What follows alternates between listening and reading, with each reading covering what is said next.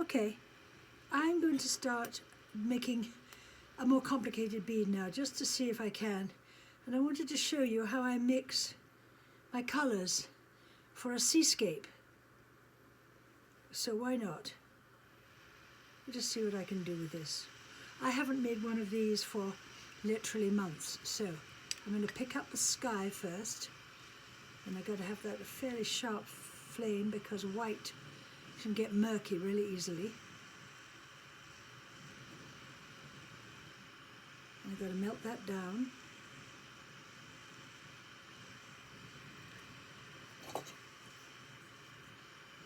Melt it down. Get it right at the top of the game. There we are. Next, we're going to have some sky. So this is just a sort of, actually it's a sort of an aqua blue, but it'll do just fine for sky because we get all kinds of different skies by the sea.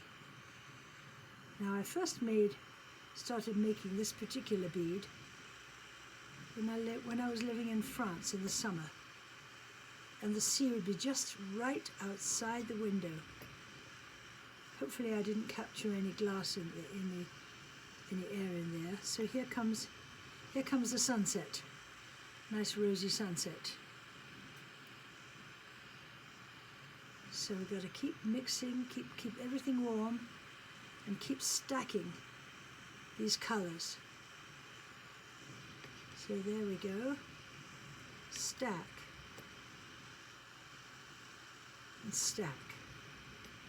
Nice. Okay, let's see if I can pull this off. So it's been so long. So now we're going into the sea, the different blues of the sea. And there we go. Melt that baby in. There we go. There we go. You've got to keep the top warm all the time. You can't be forgetting that, because that's got to be good. All right, another blue, a darker blue. I have to keep the flame fairly firm for some of these blues, because if I don't, they'll turn brown. I'm sure you know about that. If you've got the blues and the greens and you have too soft a flame, it brings out the oxides. All right, now I'm going to use a kind of a Montana blue, which is an interesting one. Yeah, I'm just mixing up the colours and wondering whether I'm going to be able to pull this off for you. I probably can, but I did this demonstration in France at Sa Poterie many years ago. In fact, there's pictures of me doing it in, I think it's in one of the magazines. And there were a lot of people watching, and none of them had ever seen a bead like this being made out of recycled stained glass scrap. So it was pretty interesting working to pull it off in front of that big crowd in one fell swoop. I wasn't even booked to be in the show. I mean, I was at the show and I had a booth and everything, but I wasn't booked to demo. As a matter of fact, Dinah East was the star, which is funny because she's one of my pupils, one of my first pupils. And then a lady called Helga, I forget Helga's other name, very famous, one of the original German great glass bead makers, was supposed to take this particular slot, and she didn't turn up. But of course I had my glass and my tools in the car outside, hoping that something like this would happen. And sure enough it did. And I got to demonstrate. So I was the first person really to bring this kind of way of making beads into Europe, basically. So now I see a little crack at the top on the punty, but I think it's going to be okay. So now it's all about getting this all settled and sweet and soft and happy, and getting the mandrel warmed up. Ooh. So let's see if we can pull this off. It's quite a job. And I did quite a big one too, wow. Let's see. Here we go. Warm up your mandrel. Warm it up, darling, warm it up. Don't forget to warm the mandrel. Here we go. Now, as I mentioned in the last film, I put a didymium lens onto the iPhone lens.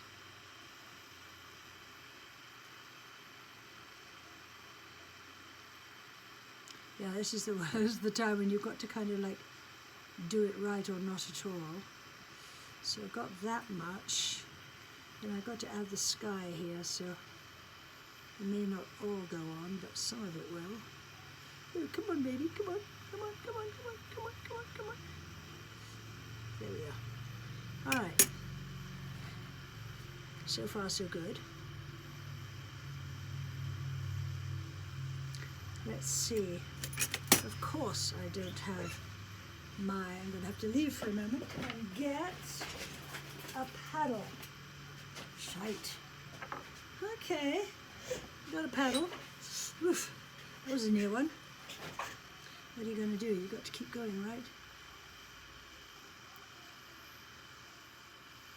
Okay, I'm going to melt this baby down, and I can see the hole at the end is a little askew, so we'll find a tool to rake it into line.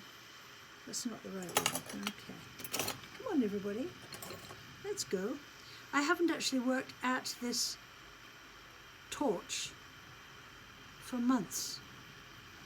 I've been working with the Italian glass, and I'm just trying to straighten out that hole actually. If the hole isn't straight at the end, you can actually go in and get the glass aligned, and the hole will be straight after that. Now, I could have rehearsed this a few times before I did it, but I just couldn't wait.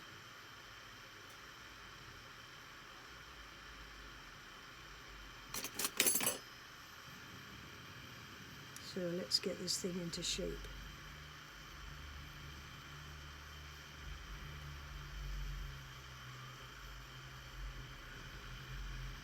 Ooh, yes, it's coming along. I can see a place where a little bit of pulling of the glass would be a good idea, because it's kind of slanty. So I'm going to just give it a little horizontal here. This little bit here needs a little bit of horizontalizing. There we go. All right.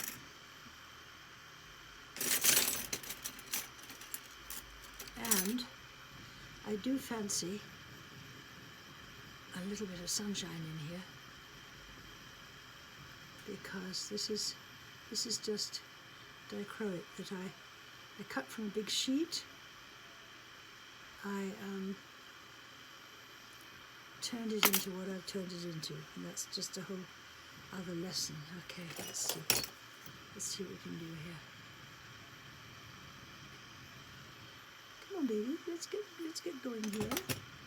Let's have a nice thing to do it with. Okay.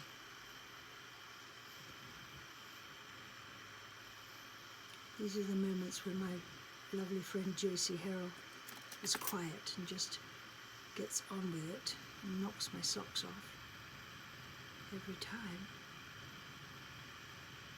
Now, when I'm teaching, which by the way I do, when you're centering something, let's hope so, when you're centering something, the eyes are part of it, but really where the news really comes in is in the hand. That's where you can feel whether you're centered or not. I can see quite a nice seascape coming in here, but hey, what? Guess what? I see a bubble. It's going to have to be caught at this point. If it's anywhere near, there it is. I see you, little devil. Okay, so what I'll have to do is cool it out for a while so it doesn't flop when I go for the bubble. Just cool it out. And then find that little bubble and take it out if I can find it. Where are you, you little devil? There you are, you little devil. Oh, maybe it can stay. Maybe it'll be all right. It's deep enough. Oh, there's one on the surface. Oh, you little bugger. Oh, you little bugger. Ah. All right, got you. But now can we actually straighten everything out again?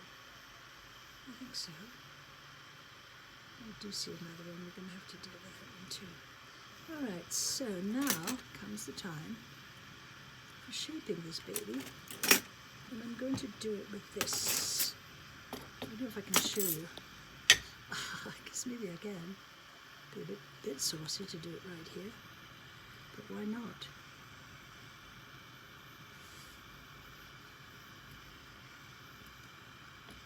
There we are. The baby's done.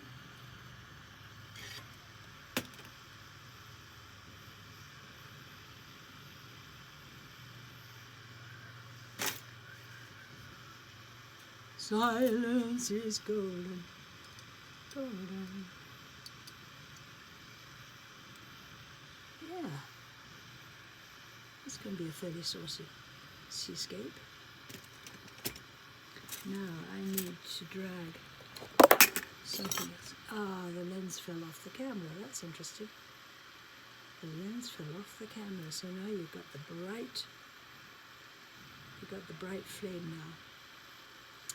But I'm going to soldier on because that's the kind of girl I am. So the next thing, and you know it'll always be like this, I'll always be looking for things because that's how it is for me. So now I'm going to put in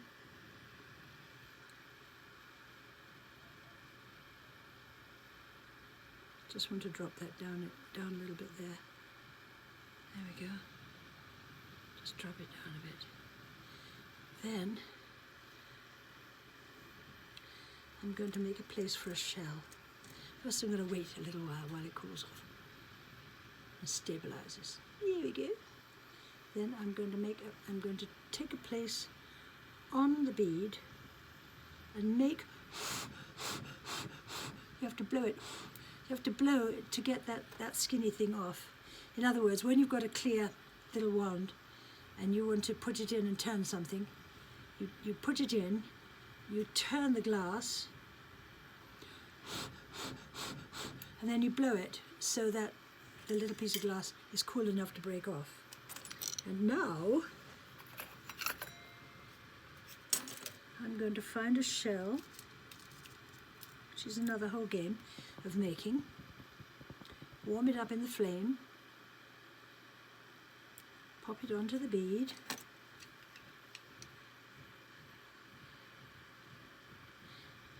give it a little push so that it's like there's a shell in there. You know, this is my first time doing anything big, so I may not even show it to you because, you know, I'm just beginning here. Now another shell on the other side where I made another little swirly place in the water to embrace it. A little shell. Then I'm going to swirl the cloud up here and put a sun in there. So I make a place for it. And find my suns and find a suitable sun and put that in and remove this before it gets cooked. Put the sun in. There's the sun. And then I'm going to take the shells and go into a little side of it and give it a little twist, and that turns it from a circle into a shell. Sort of hard to see, but there it is. I don't know if you can see that. And on the other side with the other shell. Turn it, twist it into a shell. There we have it. Now, just a little bit. This one probably won't be signed because I didn't have the signature cane handy, but I'm going to put in a few little tiny swimmers, and that's another thing I'm going to have to teach you about. Little tiny things that they're little skinny, very thin pieces of glass with brown stripes in them. So I made a long skinny stringer, put some stripes in it, and then I put it on its little end and push it down flat, and it becomes a little swimmer. I mean, it's really amazing what we can do with these things. Okay, another little swimmer. And I think that for now, this bead may just be finished. One more swimmer up there. One more bigger one. You don't want to put the swimmers in too early, because if you keep cooking them, they get kind of... Wanted to change the direction of that one. All right, so there we have it. Now, you know, sometimes I put some stars in, or I put more action in the water. But for a demo, and the fact that this has got a slightly pointy top doesn't really matter, because I'm going to be putting a silver bead cap on there. So here it is. And let's see whether I feel the film should be actually shown to you or not.